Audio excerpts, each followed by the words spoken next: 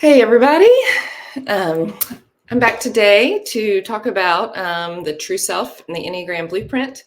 And I had a post on Monday that referenced the true self, and the protective ego is a lot of times what we're presenting to the world versus our true self that's calm and connected and curious. And so today we're just going to talk about how do you find that true self, how do you get to that. And it is going to be a little bit more complicated or a little bit deeper than a lot of Enneagram stuff that I do. So if the Enneagram's already complicated to you, you might want to sit out on this one.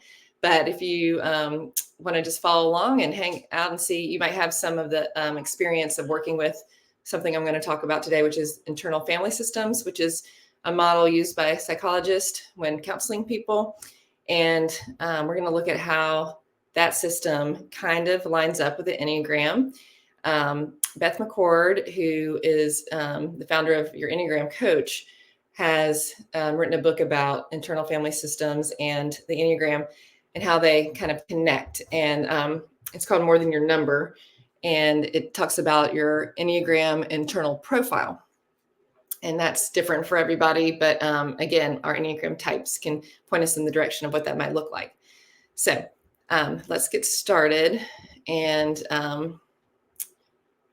we will see that the Enneagram provides, a comprehensive map of our internal world, and it includes different facets and layers of our personality. And each Enneagram type has its own internal profile that consists of various parts and subpersonalities, which interact to form a complex personality. And these internal profiles are shaped by our core motivations, our fears, and our desires, as well as how we respond to our life experiences in a unique way. So we can gain deeper insight into our behaviors by understanding this blueprint, and we can figure out a path to grow personally and spiritually after knowing that. So we're going to dive on in.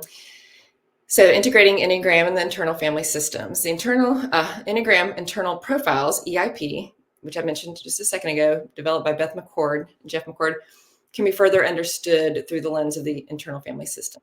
IFS is a therapeutic model developed by Dr. Richard Schwartz, and it identifies and works with different parts of the self. So he has a book called No Bad Parts. It's a great read. I find it so interesting. But it talks about how when he was doing his counseling and his research, he realized when people were saying, part of me wants to do this and part of me wants to do that, that those parts are really important to figure out, well, why does one want to do one thing and one want to do another? What's the meaning behind it? What's the significance behind that? And so he has two parts, or the two facets he talks about are the self, which I mentioned, the true self, the authentic self, that's calm, curious, compassionate, connected. And then the parts are the subpersonalities within us that take on protective roles or wounded roles. And that's our ego personality. And protective parts are called managers and firefighters, and the wounded parts are called exiles, and they reflect our core fears and desires. So managers prevent wounding experiences by controlling our environment and actions. So for an example, a type 1's inner critic who's telling them they're doing things wrong all the time, that is their manager part. And it strives for perfection to avoid feelings of inadequacy. So it's managing the emotions of the type 1 person. It's trying to manage their experience so they don't have to have feelings of inadequacy. And their solution to that is by being a perfectionist.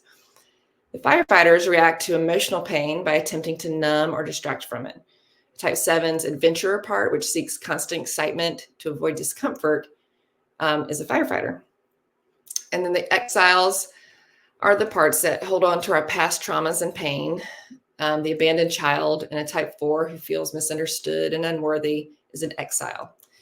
And ideally, we want to connect with that part and comfort that part and have compassion for that part. So the goal of the IFS and Enneagram coaching is to heal and integrate these parts, allowing the self to lead and be calm and curious, compassionate, and connected. So that is, like I said, the goal of using this system and using the Enneagram. And this is why I do what I do in coaching, is that this is a way to help people figure out how to get from some of their those protective parts, the things that they don't want to be doing that they just naturally do, And those can be a lot of different things. It can be avoiding emotional connection by diving into research. It can be, of course, like I said, the adventurer, seeking constant excitement and not being in the moment. So each type is going to have its own protective parts and wounded parts, exiles, and so forth. But these are some, I'm just going to go through real quick, some of the typical ones you would see from the different types. The reformer, their core motivation is to be good and right. Their protective parts are their perfectionist and their inner critic. The perfectionist and the inner critic. And the wounded parts are the child that feels inadequate and fears being wrong, and the rebel that suppresses impulses that conflict with the drive for perfection. Type 2 is the helper, and their core motivation is to be loved and needed. The protective parts, the caregiver and the people pleaser, typically. The wounded parts could be the neglected child that fears being unwanted and unworthy. And the resentful part that suppresses their own needs, that leads to hidden resentment when other people don't help them with their needs that they did not express. 3 is the achiever. They want to be valued and admired. One of their protective parts is a performer, aiming for success and recognition. And the image maker, wanting to have a great image to impress people. And their wounded parts would be the insecure self, the fears of failure and worthlessness, and the overwhelmed part that struggles with the pressure to maintain the facade. Type 4, the individualist. Core motivation is to be unique and authentic. Protective parts are the romantic that seeks deep and meaningful experiences, and the creative that expresses individuality through artistic endeavors. Wounded parts would be the abandoned child feeling misunderstood and unworthy, or the melancholic dwelling in feelings of inadequacy and longing. All right, type 5, the investigator. Core motivation is to be competent and knowledgeable. Their protective parts could be the observer that gathers information and remains detached, the thinker that relies on intellect to navigate life. And then the wounded parts are the isolated self, fearing intrusion and depletion, the detached part that withdraws from emotional engagement to feel safe. The loyalist, core motivation to feel secure and supported. Protective parts are the skeptic, questions and doubts to ensure safety.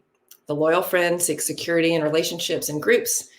The wounded parts are the fearful child, anxious about potential dangers and betrayal, and the compliant part that over relies on external authorities for guidance. Pardon me, I need to get a drink. Okay.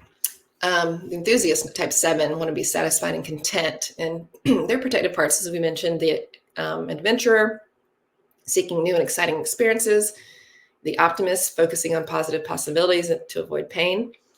The wounded parts, the frustrated child, fearing being trapped in deprivation. And the distracted part, avoiding discomfort through constant activity. Type 8, the challenger, core motivation to be strong and reliant. Protective parts is the protector, defending self and others against threats, and the leader, taking control to ensure justice and power. The wounded parts are the vulnerable child, fearing being controlled or harmed, and the angry part, reacting with aggression to perceived weakness or injustice. And 9, peacemaker, to have inner peace and outer peace, and their protective parts are the mediator, avoiding conflicts and seeking harmony. The comfort seeker retreats into comfort and routines. The wounded parts, the invisible self, feels unimportant and overlooked, and the numb part disconnects from inner turmoil to maintain peace. All right, so we're going to look at an example here of a type 2 and what their Enneagram internal profile might look like. So if you look at the picture here, you see the type 2, it's got a circle around it, and the wings are on either side, and we know that the wings both can influence the type. You can get some of their positive qualities. You could also get some of their negative qualities. There are also 2 connecting lines, and those are called the paths. And you can also get some of the positive or negative qualities from the 8 or the 4 as well. So we're going to look at looking at the low side of the numbers, which is the part that's not the healthy side. So if you're a type 2 and you have a 1 wing part, you might have a part that strives to receive love through goodness and selfless service, quick to judge and condemn others while justifying high standards, struggles with guilt, self-condemnation, and negative self-talk. So that 1 influences the 2 in this way. So that's a part. The next part could be the 3 wing.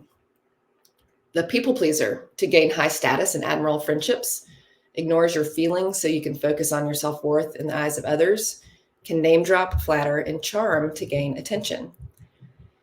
And then type 2 has also a 4 path. That part might feel others don't understand how difficult it is to be constantly others focused, be moody, temperamental, exhibit martyr-like tendencies, especially when disappointed by others, and daydreams about no longer needing to be helpful and selfless and being able to tend to personal needs. And then finally, the 8 path part becomes confrontational and defensive if love and support is ignored or unappreciated. They are more controlling and demanding and dominating in relationships, and avoids being vulnerable, fearing the rejection and manipulation by others. So all these parts are used by the 2 in different ways for every different type 2. It's going to be different, but used in different ways in order to protect them, protect that wounded child, that exile, the thing you're trying to protect from, like feeling unloved, trying to protect that from feeling unloved. So they do all these different things to manage and control that feeling loved. And then we're going to look at a case study. So Sarah, her protective ego feels worthy only when helping others. In IFS terms, her caregiver part manages her behavior by constantly offering help and support to others. This part believes that by being indispensable, Sarah will secure love and appreciation. When Sarah's own needs are ignored, her firefighter part might distract her through overeating or excessive social media use, temporarily numbing feelings of resentment. Her exile, the neglected child part, holds the pain of feeling unloved and unimportant from past experiences. This part's emotions are often suppressed to maintain Sarah's helpful facade. So the healing path for Sarah involves recognizing the pattern of overextending herself and acknowledging her underlying fears of being unworthy. Through the IFS EIP model, she engages with the caregiver part, understanding its role and expressing gratitude for its efforts. She will then address the neglected child's pain, offering compassion and validation to this wounded part. And as she integrates her parts, she learns to set healthy boundaries, balancing her desire to help others with her own needs. Sarah begins to value herself independently of her caregiver role. And so in that way, you can see just how that might happen for type 2, some things that she's doing to manage her feelings, and some ways she could acknowledge the way she is managing those feelings. So we don't want to be, even if the person's doing something destructive, even if our part is doing something destructive, even if it was hurting ourselves, we would want to have compassion and understand this part of me is trying to protect me, even though it's hurting me, like maybe by controlling your eating, like being bulimic, for example. Even though that really hurts your body's thinking that this is somehow helping you in some way. And that's the whole point, is getting to the bottom of how is this helping you? How does your parts think this is helping protect that wounded exile? Deep stuff. And here are some practical steps. So once you are learning these things about yourself, there are some practical steps for integrating the Enneagram and IFSF. And that would be your self-awareness, using the Enneagram to identify your type and recognize your ego defenses. 2 is your internal dialogue. Engage with your parts, understand their roles, and thank them for their efforts. So you don't want to condemn any part of you, thinking that it is hurting you, and you want to accept it, because usually when you push away and condemn the part, it can come back even stronger. So you want to have compassion for the parts of you that are trying to help protect you from trauma you went through maybe as a child, for example. And during your childhood, that exile, that firefighter and those things were helping you maintain as you went through those traumas. But now you're past those traumas, we can integrate those managers and those firefighters into more healthy behavior. Healing and compassion. Work with your exiles to heal past wounds using the self's qualities of compassion and curiosity. And live authentically. Make choices that align with your true self, not just your ego's protective mechanisms. Because we all know we do things we end up that we don't want to do. And like, why did I do that again? And there's a reason why. And sometimes you have to dig in really far, digging deep and to see like how exactly do I think this is trying to serve me, and what can I do instead that actually does serve me and aligns with my values. So anyway, I just want to give a brief overview of this, and if you have any questions, let me know. It's I find, like I said, so interesting how our mind works, and how we are trying to protect ourselves, but truly can find, and the ways we protect ourselves often are hurting our relationships with others. And so besides just being the best version of yourself by learning these things, you're also going to stop doing those things that cause relationship issues. As an example with Sarah, she got, upset when people weren't taking care of her needs, but people don't know her needs because she was never expressing them. So in her growth, she's going to, one, feel more comfortable expressing her needs and allowing people to help her. That is what a relationship is. You want to have it go both ways. And then she will feel that true love and acceptance she's looking for, instead of trying to fake it by serving others and getting that response from them just by serving. So anyway, again, if you have any questions, please send me a message. I'd love to continue the conversation. Otherwise, I'll see you next time.